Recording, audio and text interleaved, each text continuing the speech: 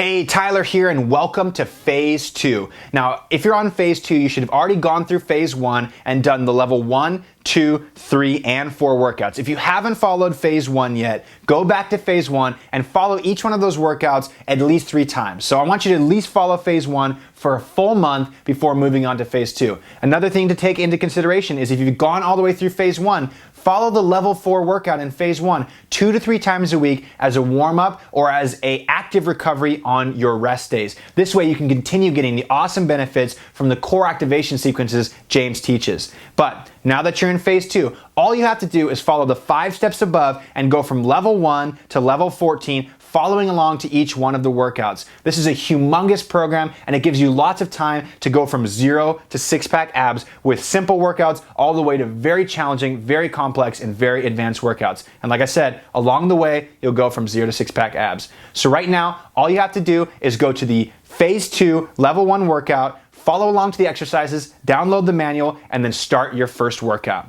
Thanks so much, and I'll see you there.